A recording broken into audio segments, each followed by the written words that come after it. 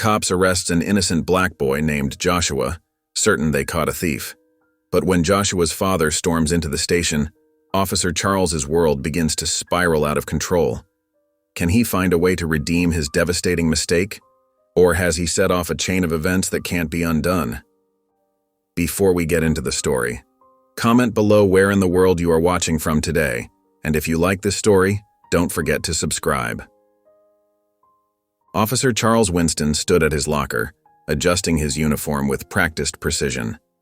His fingers traced the polished badge that had adorned his chest for over 2 decades. A sense of pride swelled within him, but it was tinged with an undercurrent of unease. The station buzzed with whispers and hushed conversations.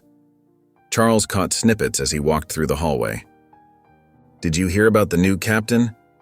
I heard he's from the big city. Yeah, and he's black." Charles felt his jaw tighten. He'd been hoping for someone from within their ranks to take the position, someone who understood their town and its unique challenges. As he settled at his desk, his partner, Mike, leaned over. "Hey, Charles, what do you think about this Captain Burns guy?" Charles shrugged, trying to appear nonchalant. "Don't know much about him. We'll see, I guess." Mike nodded. "I heard he's got quite the record. Decorated officer, lots of commendations. In his 50s, I think." Charles grunted in response, his mind racing. How could someone from outside truly understand their community? And a black man at that. He'd never say it out loud, but Charles couldn't shake the feeling that this was a mistake. Throughout the day, Charles found himself distracted. He'd catch himself staring at the captain's empty office, wondering how things would change. Would this new captain understand the delicate balance they'd struck in their town? Would he appreciate the years of experience Charles brought to the table? As the shift wore on, Charles overheard more conversations about Captain Burns. Words like progressive and reform kept popping up. Each time, Charles felt a knot tighten in his stomach. During his lunch break, Charles sat alone, picking at his sandwich. He couldn't shake the image of this unknown man sitting in the captain's chair, making decisions that would affect their entire department. What if he didn't value the way they'd always done things? Charles tried to push these thoughts aside, telling himself to keep an open mind. But deep down, a quiet voice whispered doubts and fears. He'd never had a black superior before. What if Captain Burns favored officers who looked like him? What if he didn't understand the real problems they faced on the streets?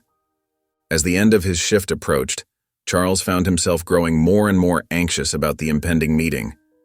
He knew he should be focusing on Captain Burns's qualifications, his experience, his leadership skills. But he couldn't help the nagging feeling that things were about to change and not for the better. The day of Captain Burns's arrival dawned bright and clear. Charles arrived at the station early, his stomach churning with a mix of anticipation and dread. As he walked through the doors, he could feel the energy in the air, a buzz of excitement and nervousness that seemed to infect everyone. At precisely 9 a.m., Captain Burns strode into the station. Charles watched from his desk, trying to keep his face neutral.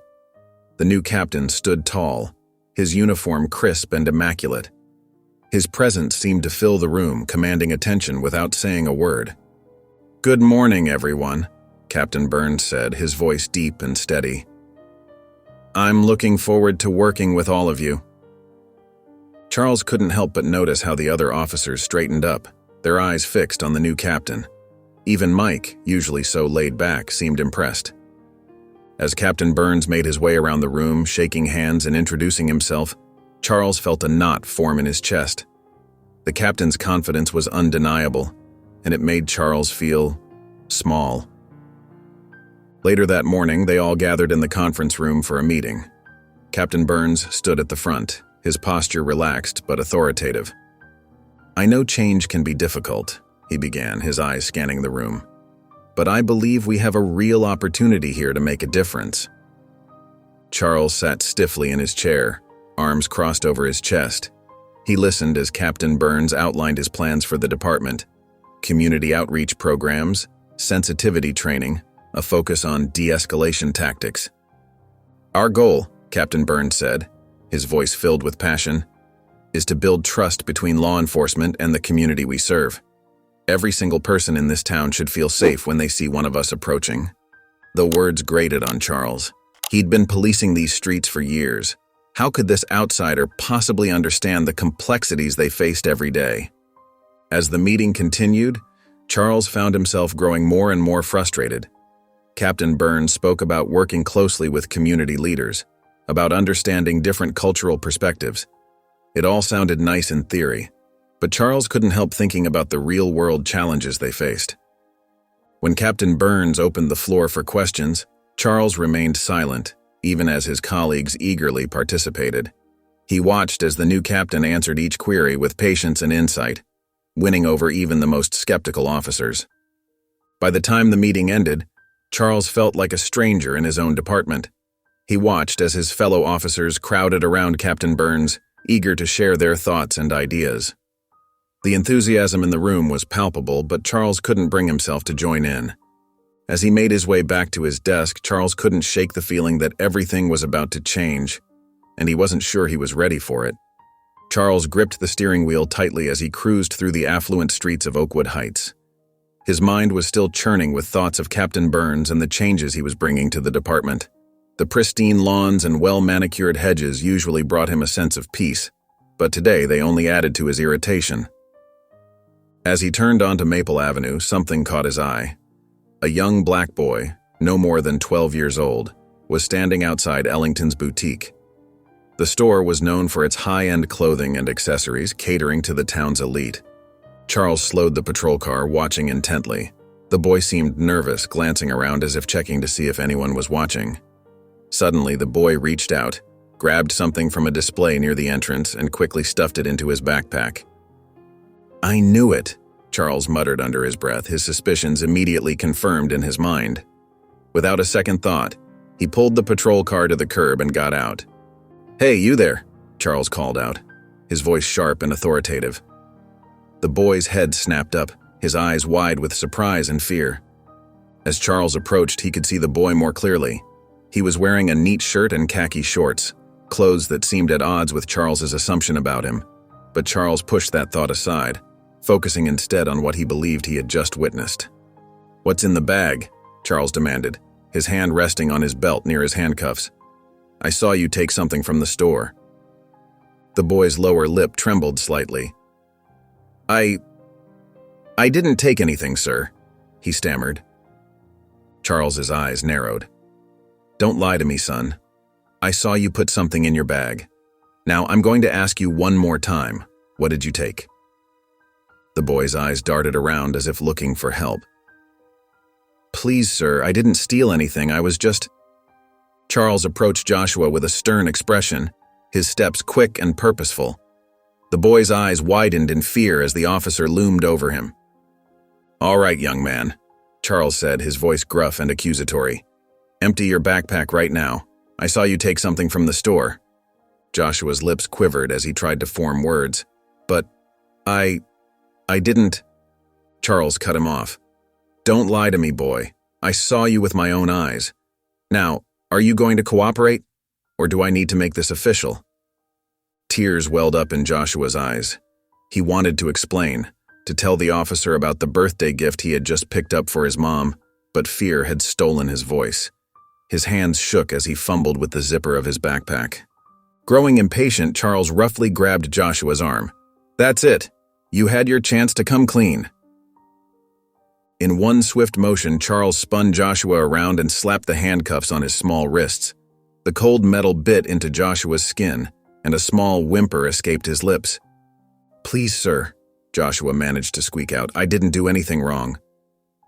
But Charles wasn't listening anymore.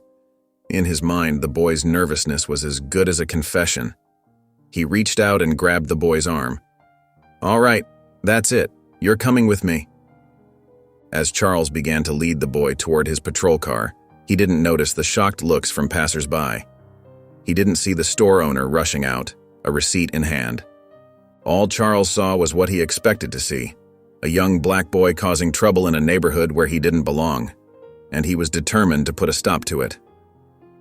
As Charles opened the back door of the patrol car, he noticed a woman hurrying towards them from the boutique.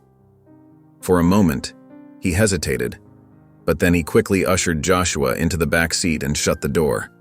"Officer, wait!" the woman called out, but Charles was already sliding into the driver's seat. He started the engine, his jaw set in determination. In his mind, he was doing his job, protecting the community from troublemakers. He glanced in the rearview mirror at Joshua, who sat hunched and trembling in the back seat. "You should have thought about the consequences before you decided to steal," Charles said, his voice cold. As they drove to the station, Charles felt a sense of satisfaction. He was sure he'd caught a young criminal in the act, never once questioning his own judgment or considering the possibility that he might be wrong. Little did Charles know that his actions that day would set off a chain of events that would shake the foundations of his beliefs and change the course of his life forever. At the station, Charles led Joshua to the processing area, his hand firmly gripping the boy's arm. Joshua's eyes darted around nervously, taking in the stark surroundings of the police station. His small frame seemed to shrink even further as Charles directed him to sit in a hard plastic chair. "All right, kid," Charles said, his voice gruff. "Time to call your parents. They need to know what you've done." Joshua remained silent, his gaze fixed on the floor. Charles felt a twinge of irritation at the boy's lack of response. He pushed the phone across the desk, the device sliding to a stop right in front of Joshua. "Come on now, we don't have all day," Charles urged, his patience wearing thin. "Pick up the phone and call your father." Joshua's hands trembled as he reached for the phone. His fingers hovered over the keypad, hesitating. Charles watched, his foot tapping impatiently on the linoleum floor. "What's the holdup?" Charles demanded. "Don't tell me you've forgotten your own phone number." Joshua swallowed hard, his voice barely above a whisper. I know the number. It's just..." Charles leaned forward, his eyes narrowing. "It's just what? Scared to face the consequences of your actions?" Finally, Joshua began to dial, his small fingers pressing each number with painful slowness. Charles stood nearby, arms crossed, watching as the boy held the receiver to his ear. As the phone rang, Joshua's free hand gripped the edge of his chair tightly. Charles could see the boy's knuckles turning white from the pressure.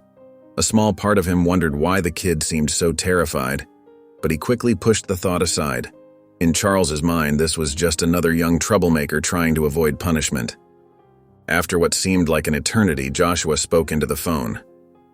"Dad?" His voice cracked, thick with unshed tears. "Can you come to the police station? I need you." Charles listened intently, trying to gauge the reaction on the other end of the line. He couldn't hear the response, but he saw Joshua's shoulders slump even further. "Okay," Joshua said softly. "I'll wait here." As Joshua hung up the phone, Charles felt a surge of satisfaction. He was convinced he had caught a young thief red-handed. The arrest had gone smoothly, and now the boy's parents would have to deal with their son's criminal behavior.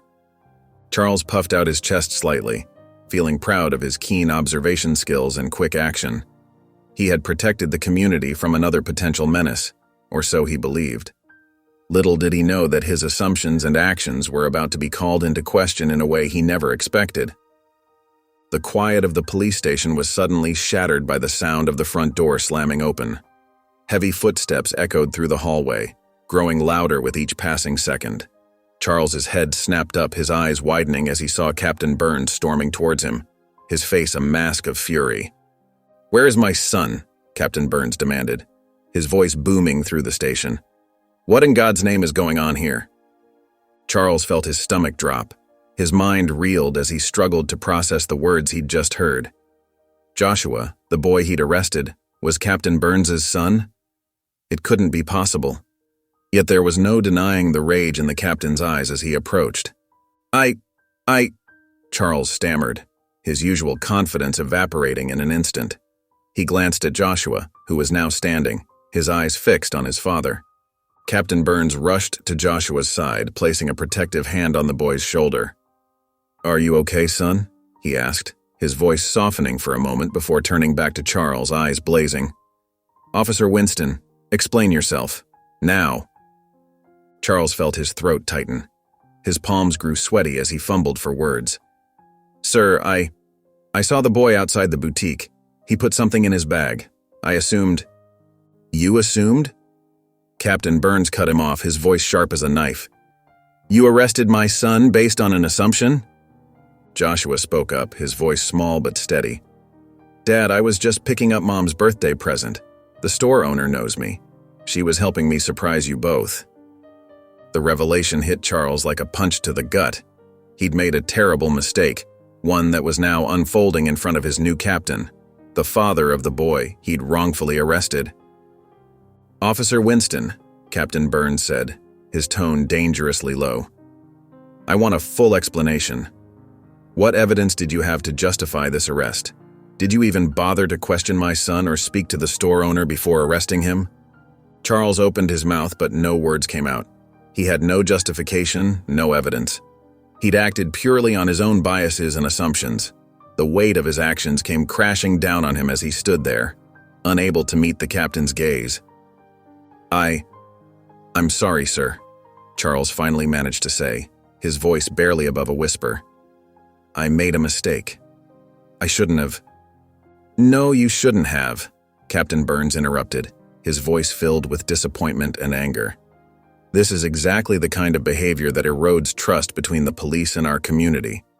I expected better from a veteran officer like yourself. Charles felt the eyes of everyone in the station on him. The shame and embarrassment were overwhelming. He'd let his prejudices cloud his judgment, and now he was facing the consequences in the most public and humiliating way possible. Charles stood there, his face burning with shame as the full weight of his actions crashed down upon him. The station had fallen silent, every eye fixed on the unfolding drama. He looked at Joshua, the boy he had so carelessly accused and arrested, and then at Captain Burns, whose disappointment was palpable. I'm so sorry, Charles stammered, his voice barely above a whisper. He turned to Joshua first, his heart heavy with remorse. Son, I made a terrible mistake. I shouldn't have jumped to conclusions. I'm truly sorry for what I put you through. Joshua nodded silently, still visibly shaken by the ordeal.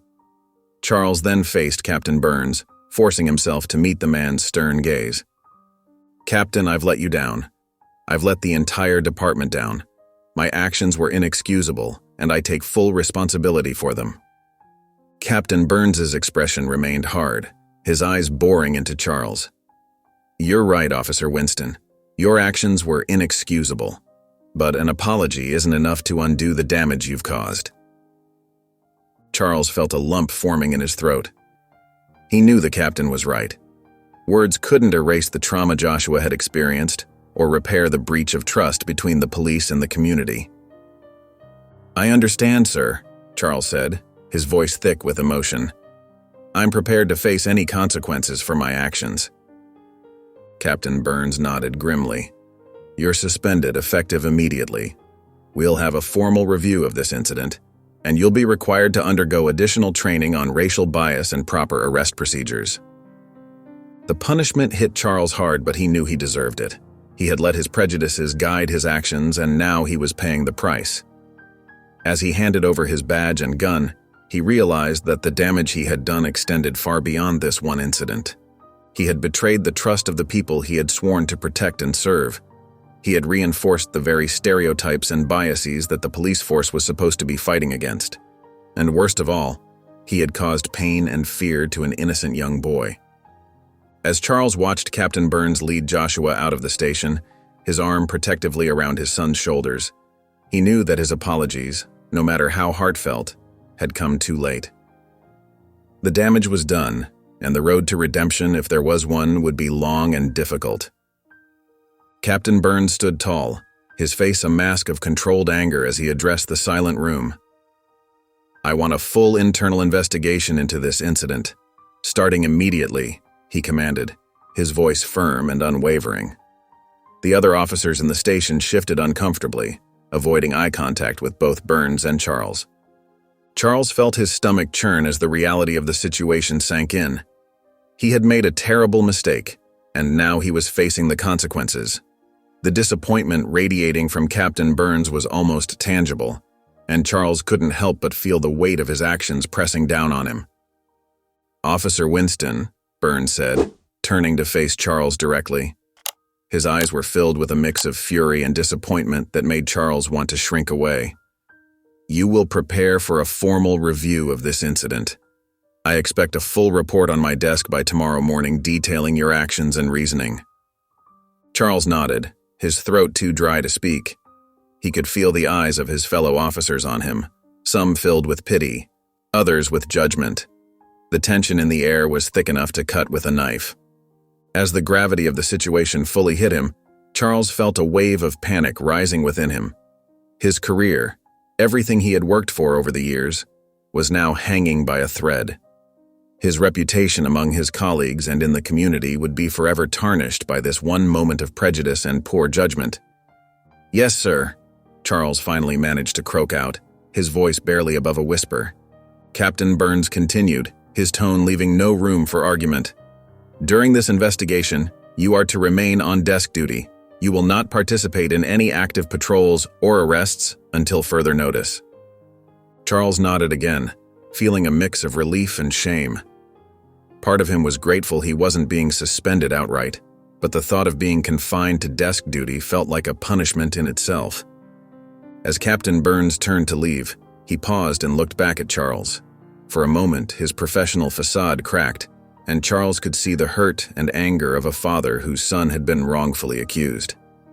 "I hope you understand the seriousness of your actions, Officer Winston," Burns said softly. "Not just for my son, but for every person who looks like him in this community." With those words hanging in the air, Captain Burns left the room, leaving Charles to face the silent stares of his colleagues. The weight of his mistake pressed down on him, and he realized that the road ahead would be long and difficult.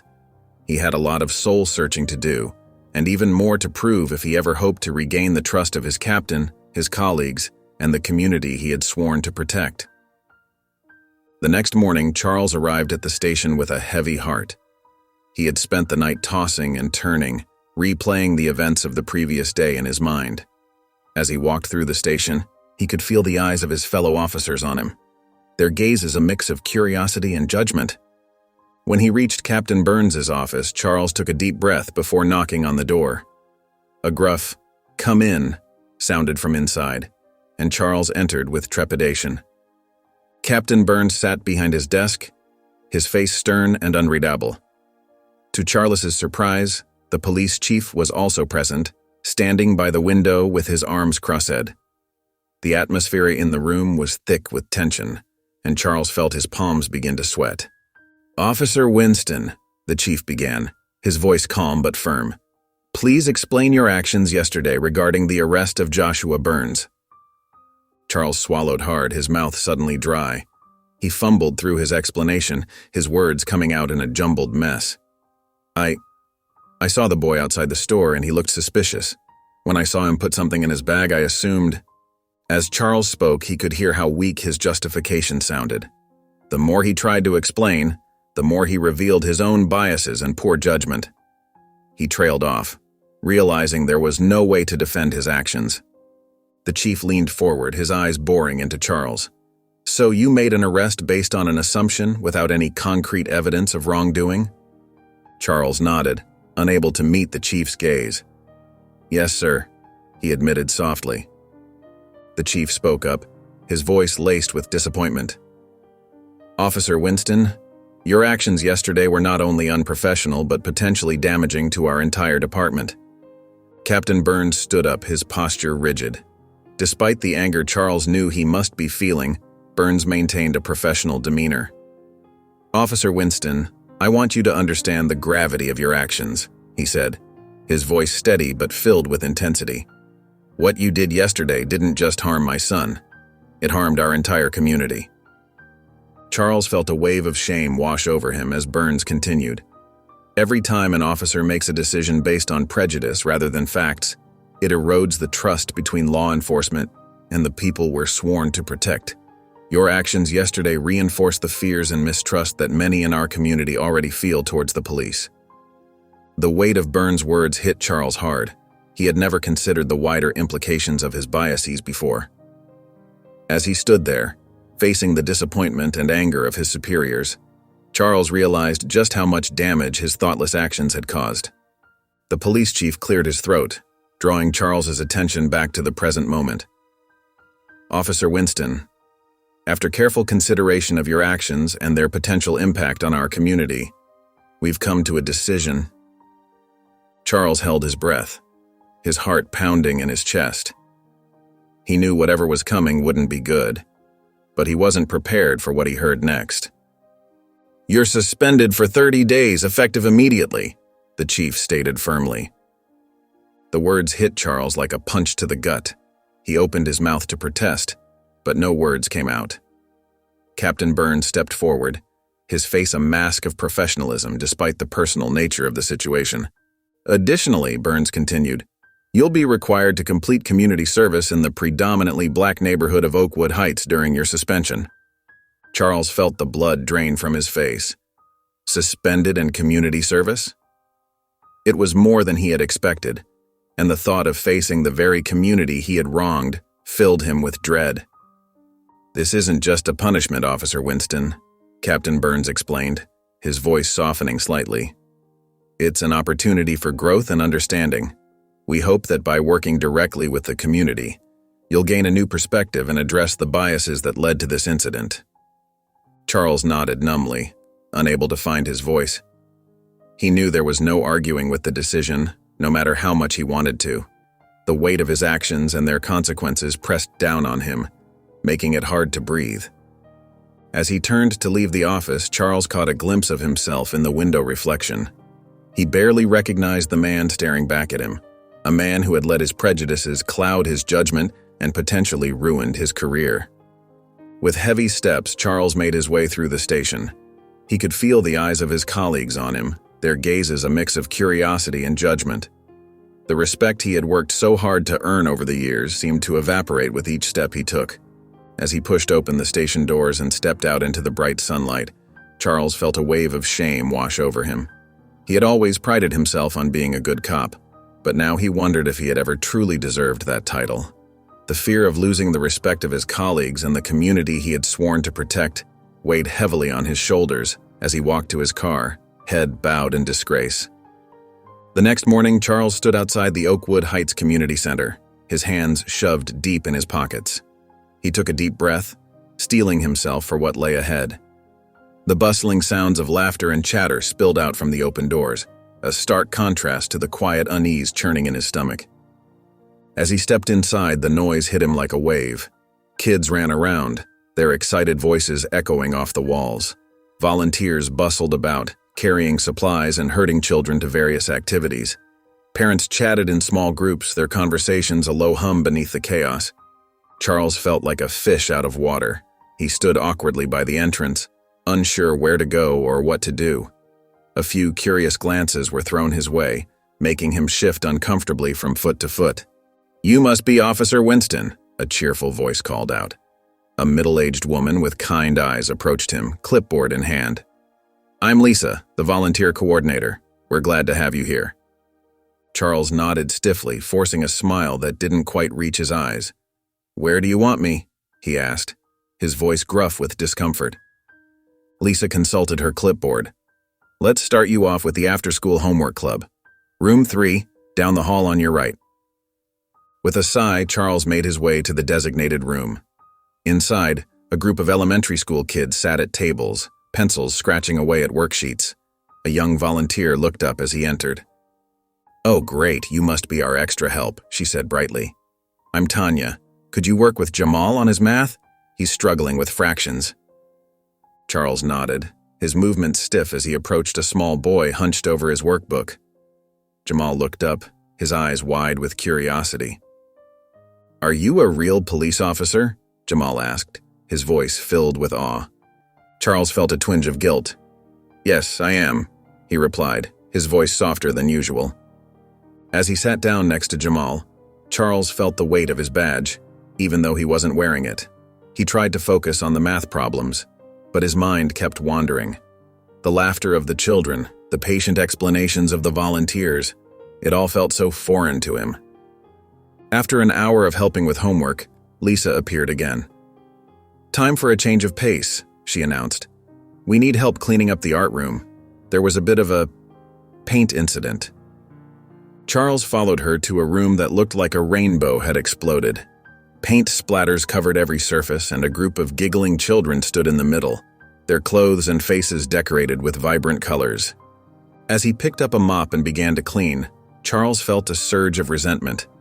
This wasn't what he signed up for when he became a police officer.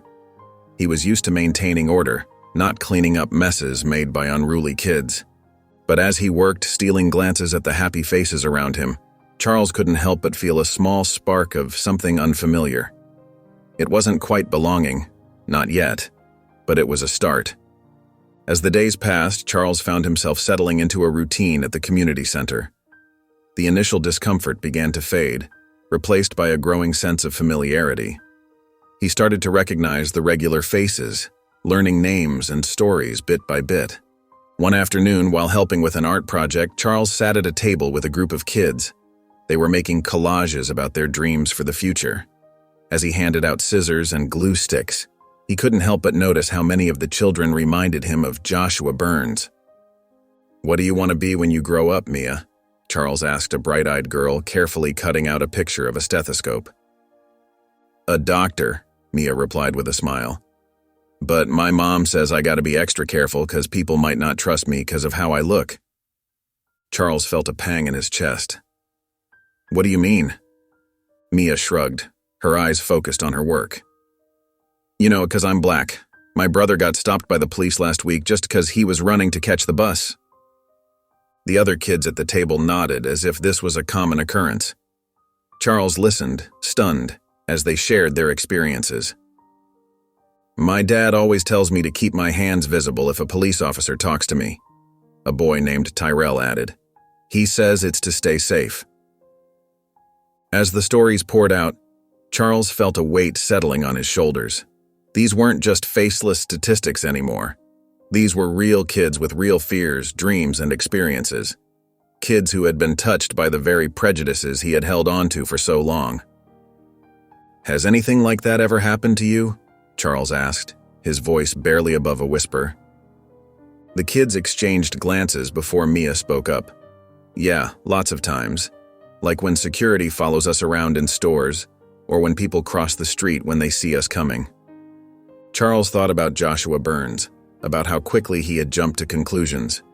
He saw now how his actions that day were part of a much larger, more painful pattern. The realization hit him hard, leaving him feeling hollow and ashamed.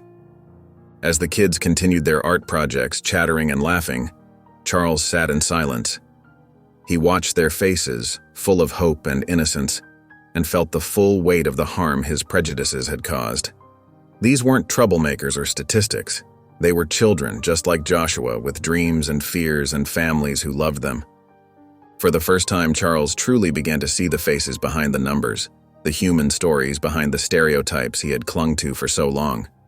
And in that moment, surrounded by construction paper and the chatter of young voices, he felt something inside him begin to shift. One sunny afternoon, as Charles was helping to set up tables for an after-school snack program, he noticed a familiar face entering the community center. His heart skipped a beat when he realized it was Joshua Burns, the boy he had wrongfully arrested just weeks ago. Joshua walked in with a group of other kids, his backpack slung over one shoulder. He stopped short when he saw Charles, his eyes widening with recognition. For a moment, neither of them moved. Charles swallowed hard and mustered up a smile. "Hi, Joshua," he said, trying to keep his voice steady. "I didn't know you came here." Joshua nodded stiffly. "Sometimes," he replied, his voice quiet and guarded. "My dad thought it would be good for me to volunteer." Charles noticed how Joshua's shoulders tensed, how he seemed to make himself smaller. The boy's politeness was there, but it was clear he was uncomfortable. "That's great," Charles said, fumbling for words. "We could always use more help. Are you, working on any projects today?" Joshua shrugged. "Just helping with homework tutoring." Charles tried to keep the conversation going, desperate to bridge the gap between them. "How's school going? Do you have a favorite subject?" "It's fine," Joshua answered, his responses short and clipped. "I like science." As they talked, or rather as Charles tried to talk and Joshua gave brief replies, Charles felt a deep ache in his chest. He could see the hurt in Joshua's eyes, the way the boy struggled to even look at him directly. Every short answer, every moment of awkward silence was a stark reminder of the pain he had caused. Charles remembered the day of the arrest, how scared and confused Joshua had looked. He thought about how that fear must have stayed with Joshua, how it might have changed the way he saw the world, the way he saw himself. The realization hit Charles like a punch to the gut. His actions hadn't just been a mistake or a momentary lapse in judgment. They had deeply affected this young boy, possibly changing the course of his life. The weight of that responsibility settled heavily on Charles's shoulders. As Joshua excused himself to join his friends, Charles watched him go, feeling a mix of shame and regret wash over him. He saw now, more clearly than ever, the real, personal cost of his biases. It wasn't just about policies or statistics. It was about people, young, vulnerable people like Joshua, whose trust in the world had been shaken because of his actions. This moment became a turning point for Charles. As he stood there, watching Joshua interact with the other kids, he knew that simply recognizing his mistakes wasn't enough. He needed to do better, to be better. Not just for his own sake, but for kids like Joshua who deserve to feel safe and respected in their own community. As part of his suspension, Charles found himself sitting in a small conference room at the police academy, surrounded by other officers attending mandatory anti-bias training sessions. The room buzzed with nervous energy as the facilitator, a tall woman with kind eyes, introduced herself. "Welcome, everyone. I'm Dr. Martinez, and I'll be leading our sessions on recognizing and addressing unconscious biases in law enforcement," she said, her voice warm but firm. Charles shifted uncomfortably in his seat, feeling out of place. He glanced around, noticing a mix of emotions on his fellow officers' faces. Some looked bored, others curious, and a few seemed as uneasy as he felt. As the sessions progressed over the next few days, Charles found himself increasingly engaged. Dr. Martinez presented eye-opening statistics and studies that showed how systemic racism affected communities of color. Charles listened intently, his mind racing as he began to see patterns in his own behavior that he'd never noticed before. During one particularly powerful session, officers were encouraged to share personal experiences. A young black officer named Marcus stood up, his voice shaking slightly. "I was just a kid, maybe 12 or 13. Marcus began. "I was waiting outside a store for my mom when a cop drove up. He accused me of loitering, maybe shoplifting. I tried to explain, but he wouldn't listen. I was so scared." Charles felt his chest tighten as he listened. Marcus's story was eerily similar to what he had put Joshua through. He could picture the fear in Joshua's eyes, the trembling of his hands, as he tried to explain himself. As more officers shared their stories, both personal experiences and incidents they'd witnessed, Charles felt a deep sense of shame washing over him. He realized that his actions weren't isolated incidents but part of a larger systemic problem. During a break, Charles approached Marcus. I want to thank you for sharing your story," he said, his voice thick with emotion. "It really hit home for me." Marcus nodded, studying Charles's face. "It's not easy to confront these things, is it?" "No, it's not," Charles agreed, "but I'm starting to see how important it is." As the training continued, Charles found himself actively participating, asking questions, and engaging in discussions. He learned about microaggressions, implicit bias, and the importance of cultural competence in policing. With each passing day, Charles felt a growing desire to change, to be better. He thought about Joshua, about Marcus, about all the people who had been hurt by biased policing. The shame he felt was still there, but it was now accompanied by a determination to grow from this experience. As the days of his community service passed, Charles found himself growing more comfortable at the center. The initial awkwardness faded, replaced by a sense of purpose he hadn't felt in years. The children, once wary of the uniformed stranger, now greeted him with smiles and excited chatter. One afternoon, as Charles helped a group of kids with their homework, he noticed a boy sitting alone in the corner. The child's serious expression and watchful eyes reminded Charles of Joshua Burns. His heart ached at the memory of his mistake. "Hey there," Charles said gently, approaching the boy. "I'm Officer Winston. What's your name?" The boy looked up, his eyes guarded. "Malik," he replied softly. Charles sat down next to Malik, careful to give him space. "Would you like some help with your homework?" Malik shook his head. "I'm done, just thinking." "About what?" Charles asked, his voice kind. Malik hesitated, then spoke in a rush. "Something happened at the store yesterday. The manager thought I stole something, but I didn't. He yelled at me in front of everyone." Charles felt a familiar pang of guilt. "That must have been really scary," he said softly. Malik nodded, his eyes filling with tears. "I was just looking at a toy car. I put it back, but he didn't believe me. My mom had to come and talk to him." As Charles listened to Malik's story, he was struck by how similar it was to Joshua's experience, and how his own actions had contributed to this pattern of injustice. He realized that what he had done to Joshua wasn't an isolated incident, but part of a larger, systemic problem that affected countless children like Malik. "I'm so sorry that happened to you," Charles said, his voice thick with emotion. "You didn't deserve that. No one does." Malik looked up at Charles, surprise flickering across his face at the officer's genuine concern. "You believe me?" "I do," Charles said firmly. "And I want you to know that what happened wasn't your fault. That manager was wrong to treat you that way." As Malik began to open up more, sharing details of his experience, Charles listened intently. He felt a mix of emotions: sadness for what Malik had endured, anger at the injustice, and a deepening sense of responsibility for his own past actions. As the weeks of community service and training progressed, Charles felt a profound shift in his perspective. The faces and stories of the children at the center had become deeply etched in his mind, challenging his long-held beliefs and biases. He knew he needed guidance to navigate this transformative journey, and there was only one person he could turn to. With a heavy heart and trembling hands, Charles dialed Captain Burns's number. Each ring sent a jolt of anxiety through him, but he was determined to face the consequences of his actions. "Captain Burns speaking," came the firm, familiar voice. Charles took a deep breath.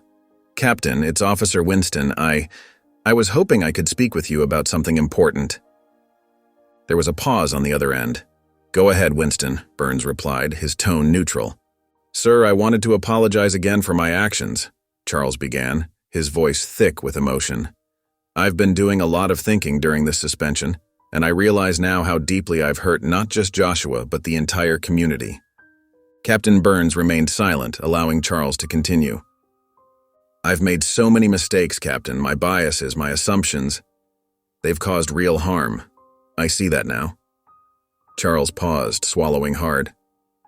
"I want to change, sir. I need to change. And I was hoping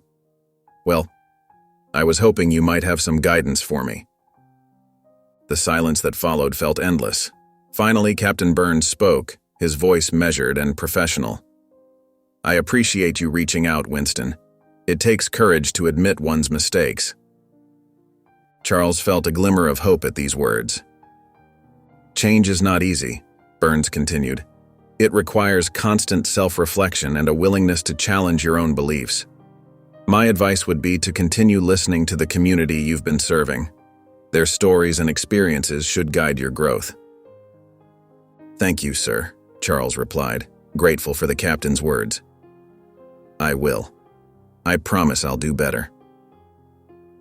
"Actions speak louder than words, Winston," Burns said, his tone still cautious. "It will take time to rebuild trust, both with the community and within the department." As the conversation ended, Charles felt a mix of emotions. He was grateful for Captain Burns's advice, but he could sense the lingering caution in the captain's voice. The road to redemption would be long and challenging.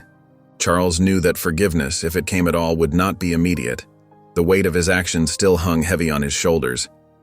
But as he reflected on the past weeks, the children's smiles, the painful stories he'd heard, the lessons he'd learned, he felt a renewed determination. He had a long way to go to prove himself, but Charles was committed to the journey. He would earn back the trust of both the community and his colleagues, no matter how long it took. As Charles stepped into the police station for the first time since his suspension, he felt the weight of every eye upon him.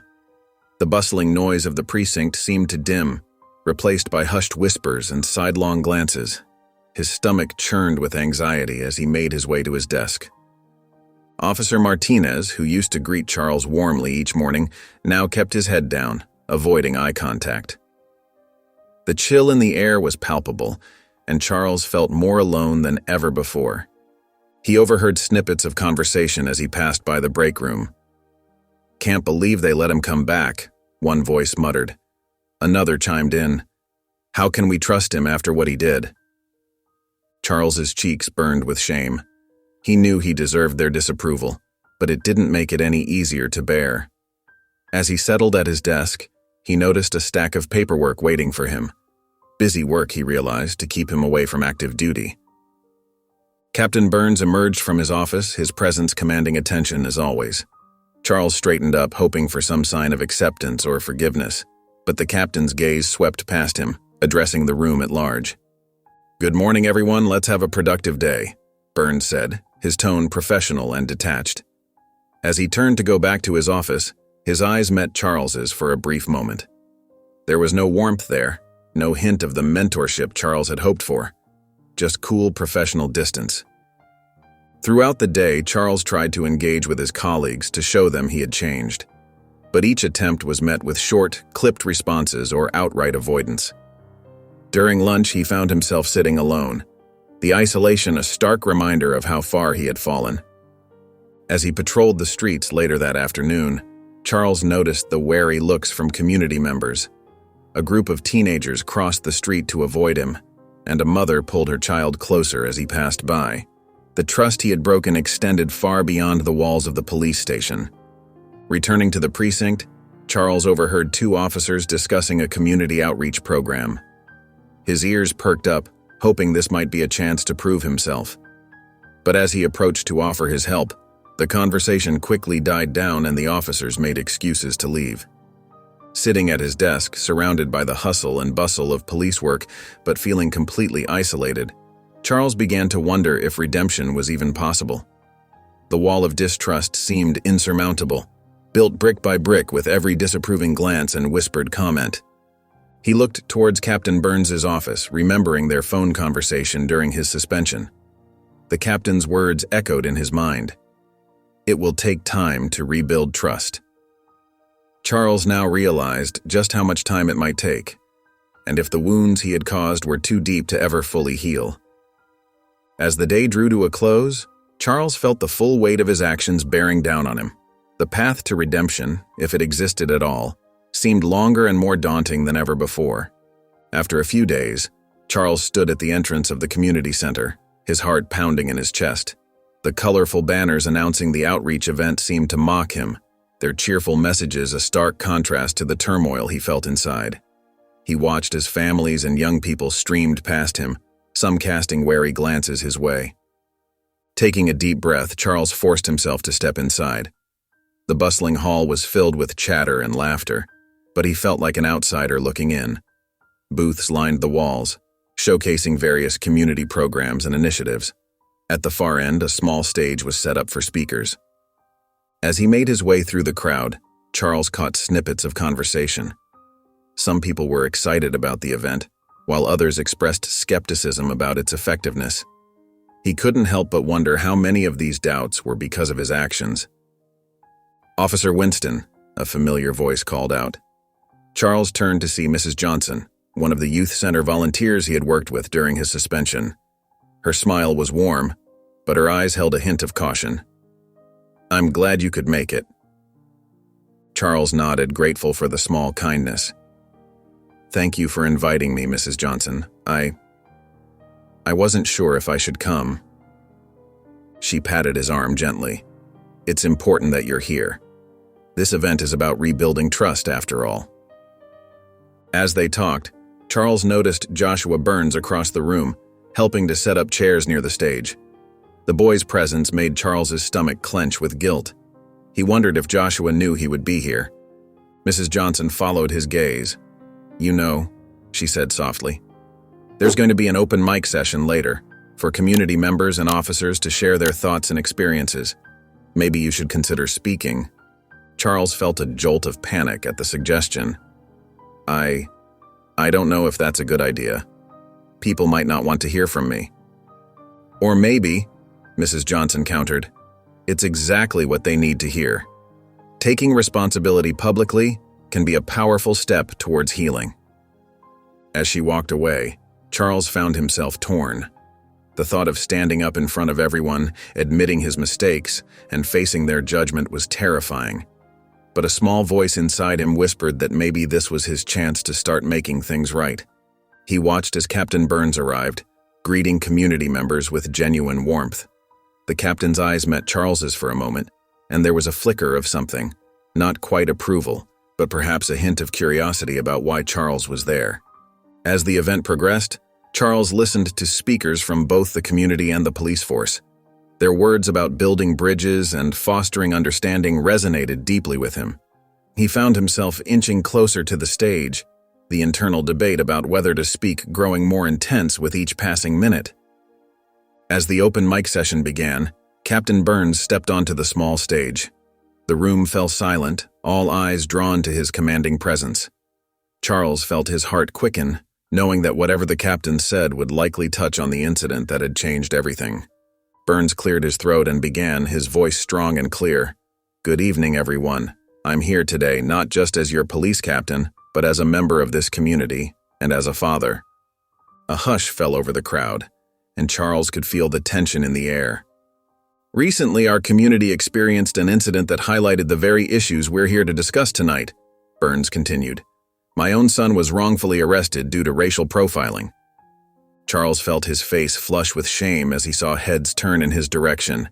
He wanted to disappear, but he forced himself to stand tall and face the consequences of his actions. Burns went on, his voice filled with emotion. "This experience, as painful as it was, serves as a stark reminder of how dangerous assumptions can be.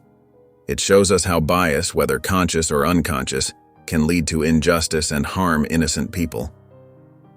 The captain's words resonated through the room, and Charles could see nods of agreement and understanding from both community members and fellow officers. "But this incident also teaches us something else," Burns said, his tone shifting to one of determination. "It shows us that change is possible, and that it's everyone's responsibility to make it happen. We must work together to change the system from within." Charles listened intently, feeling a mix of admiration for Burns' leadership and a deepening sense of guilt for his own actions. He realized that the captain wasn't just addressing the community, but also sending a message to his officers. "Racial profiling isn't just a mistake or a misunderstanding," Burns continued, his voice growing more passionate. "It's a symptom of a larger problem, one that erodes trust between law enforcement and the communities we're sworn to protect. We must do better. We must be better." As Burns spoke about the importance of accountability and the need for ongoing education and training, Charles felt a shift within himself. The captain's words were not just a rebuke of past actions, but a call to action for the future. "Change starts with each one of us," Burns said, his gaze sweeping across the room. "It starts with acknowledging our biases, with listening to those who have been hurt, and with a commitment to do better every single day." As Captain Burns concluded his speech, the room erupted in applause. Charles found himself clapping too, moved by the captain's words and the truth they carried. He realized that this moment wasn't just about his personal redemption, but about being part of a larger movement for change. As the applause for Captain Burns' speech died down, the event organizer stepped up to the microphone. "Next, we have Officer Charles Winston, who would like to address the community."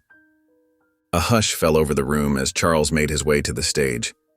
His palms were sweaty, and his heart raced as he approached the microphone. He took a deep breath, his eyes scanning the crowd before him. He saw familiar faces from the youth center, fellow officers, and there, in the front row, sat Joshua and Captain Burns. Charles cleared his throat and began to speak, his voice shaky at first but growing steadier with each word. Good evening, everyone. I stand before you today not as an officer but as a man who made a terrible mistake. He paused, swallowing hard before continuing. I want to publicly apologize to Joshua Burns, to Captain Burns, and to our entire community for my actions. What I did was wrong, and there's no excuse for it. Charles's eyes met Joshua's, and he saw the boy watching him intently. Joshua, I'm so sorry for what I put you through. No child should ever experience what you did because of an officer's unfounded suspicions. Turning his gaze to Captain Burns, Charles continued, Captain, I apologize for betraying the trust you placed in me as an officer. I failed not just you and your family, but our entire department and the community we serve. Charles then addressed the crowd at large. To everyone here tonight and to our wider community, I want you to know that this experience has opened my eyes. My time at the youth center and the bias training sessions I've attended have shown me the harm that my actions and prejudices have caused. His voice grew more impassioned as he spoke. I've heard your stories. I've seen the pain in your eyes, and I understand now how my biases have contributed to a system that hurts innocent people. I know that words alone aren't enough, but I want you all to know that I'm committed to doing better. Charles paused, his emotions threatening to overwhelm him. I can't change what I did, but I can change who I am going forward. I promise to work every day to be a better officer, a better ally, and a better person. I know I have a long way to go to regain your trust, but I'm willing to put in the work, to listen, to learn, and to grow. As he finished speaking, Charles looked out at the silent crowd, uncertain of how his words had been received. The weight of his actions and the magnitude of the change he needed to make hung heavy in the air. As Charles stepped down from the stage, the room remained silent. The weight of his words hung in the air, and he could feel the eyes of everyone upon him. His heart pounded in his chest as he walked slowly toward his seat, uncertain of how the community would react to his apology. The silence was deafening, and Charles felt more vulnerable than he ever had before. He had laid his heart bare, admitting his mistakes and promising to do better. But would it be enough? Would anyone believe him? As he neared his seat, movement caught his eye. Joshua Burns stood up from his place in the front row. Charles froze, unsure of what to expect. The young boy's face was a mix of emotions, hurt, confusion, and something else Charles couldn't quite read. Joshua took a step forward, then another. The entire room seemed to hold its breath as the boy approached the officer who had wrongly arrested him. Charles felt his throat tighten with emotion, preparing himself for whatever Joshua might say or do. But then something unexpected happened. Joshua extended his hand toward Charles. The gesture was simple, yet profound. In that moment, it felt like the whole world had stopped spinning. Charles looked at the outstretched hand, then into Joshua's eyes. He saw no anger there, only a wisdom beyond the boy's years and a willingness to forgive. Tears welled up in Charles's eyes as he realized what was happening. With a trembling hand, Charles reached out and grasped Joshua's. The handshake was firm, a silent exchange of forgiveness and gratitude. Charles felt a wave of relief wash over him, along with a glimmer of hope he hadn't dared to feel since the incident. As they shook hands, Joshua spoke softly, his voice steady and clear. I forgive you, Officer Winston. Those 4 words broke the dam of Charles's emotions. Tears streamed down his face as he struggled to find his voice. Thank you, Joshua, he managed to whisper. I promise I'll do better. Inspired by Joshua's act of forgiveness, Charles felt a renewed sense of purpose. He knew that simply apologizing wasn't enough. He needed to take action to make real change in the community. In the weeks that followed, Charles threw himself into community outreach efforts. He approached Captain Burns with an idea for a mentorship program at the police department, aimed at building trust between law enforcement and the Black community. To his surprise and relief, Burns was receptive to the idea. It's a step in the right direction, Winston, Burns said, his tone cautiously optimistic. Let's work on this together. Charles and Captain Burns spent long hours planning the program. They reached out to community leaders, local schools, and the youth center for input and support. Charles felt a sense of excitement he hadn't experienced in years. He was finally doing something meaningful. The mentorship program launched with a small group of officers and teenagers. Charles was paired with a young boy named Marcus, who reminded him of Joshua.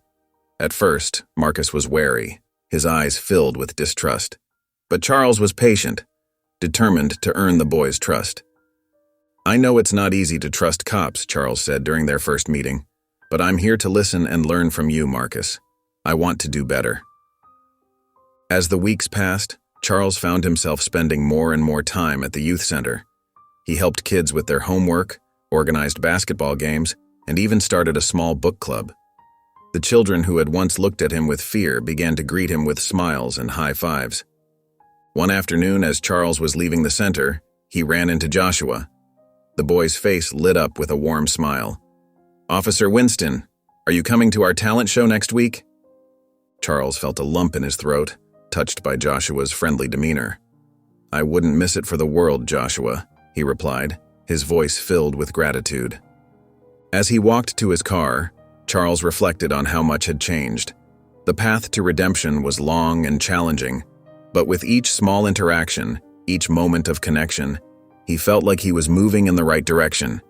He knew there was still much work to be done, but for the first time in a long time, Charles felt hopeful about the future. The mentorship program began to take shape, with officers from various backgrounds volunteering to participate. Charles, feeling a deep sense of responsibility, took on a leadership role in the program. He knew that his journey from prejudice to understanding could serve as a powerful example for others. During the first training session for the volunteer officers, Charles stood before his colleagues, his heart pounding. He took a deep breath and began to share his story. "A few months ago, I made a terrible mistake," he said, his voice filled with emotion. "I let my biases cloud my judgment, and I hurt an innocent young man and his family." As Charles recounted the incident with Joshua and its aftermath, he saw a mix of emotions on his fellow officers' faces: surprise, discomfort, and for some, recognition. "But through this experience," Charles continued, "I learned that we all have biases, whether we realize it or not. It's our job to recognize them and confront them head-on." The program focused on 3 key areas: empathy, understanding, and recognizing bias in everyday policing. Charles and Captain Burns brought in experts to lead workshops and discussions. They role-played scenarios, forcing officers to confront their own biases in a safe environment. One afternoon, during a particularly intense session, Officer Sarah Miller spoke up. "I never thought I had biases," she admitted, her voice shaky. "But after today, I realize I've been making assumptions about people without even knowing it." Charles nodded encouragingly. "That's the first step, Sarah. Recognizing it is how we start to change." As the weeks passed, the officers involved in the mentorship program began to show noticeable changes in their interactions with the community. They listened more, judged less, and approached situations with a newfound empathy. The community, initially skeptical, slowly began to take notice. At a town hall meeting, Mr. Santos, a respected community elder, stood up to speak. "I've lived in this town for 60 years, he said, his voice carrying across the room. "And for the first time, I'm seeing real change in our police force. They're listening to us, trying to understand us. It's a start." Charles felt a lump in his throat as he listened to Mr. Santos's words. He caught Captain Burns's eye across the room, and they shared a small, hopeful smile. The mentorship program expanded, with more officers volunteering and community members stepping up to participate. Charles and Captain Burns worked tirelessly, knowing that rebuilding trust was a slow process but one worth every effort.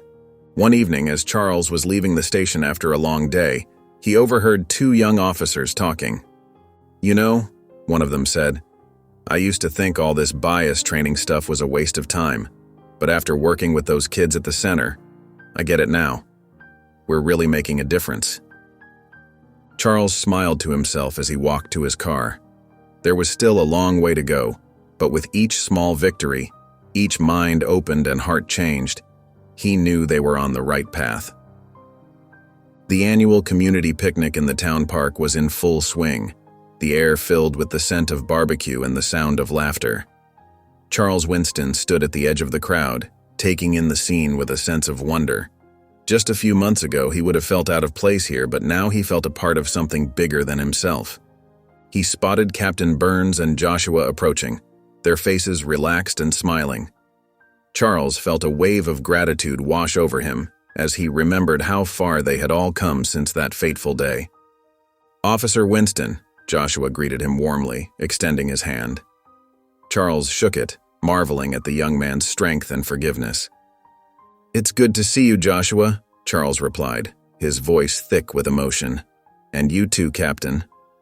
Captain Burns nodded, a hint of pride in his eyes. "Quite a turnout today," he remarked, looking around at the diverse crowd. "I think we're making real progress." As they walked together through the park, Charles couldn't help but reflect on his journey. The shame of his actions still lingered, but it was now accompanied by a fierce determination to do better, to be better. They stopped at a booth where community members were sharing their stories of positive interactions with the police. Charles listened intently, his heart swelling with each account of trust being rebuilt and bridges being mended. An elderly woman approached them, her eyes twinkling. "I remember when you first started at that youth center," she said to Charles. "You looked so lost, but look at you now, a real part of our community." Charles felt tears prick at his eyes. "Thank you, ma'am," he said softly. "I'm grateful for the chance to make things right." As the day wore on, Charles found himself surrounded by people he once would have viewed with suspicion. Now, he saw them as neighbors, friends, and allies in the fight for a more just world. Joshua nudged him, pointing to a group of kids playing basketball. "Remember when you taught me that jump shot?" he asked, grinning. Charles laughed, remembering the awkward first days at the youth center. "You've gotten a lot better since then," he admitted. Captain Burns clapped a hand on Charles's shoulder. "We all have," he said meaningfully. As the sun began to set, casting a warm glow over the park, Charles took a moment to himself. He watched the community mingling, sharing food and stories, and felt a profound sense of hope. The road ahead was long, but he was committed to walking it, one step at a time, fighting for justice and equality with every breath.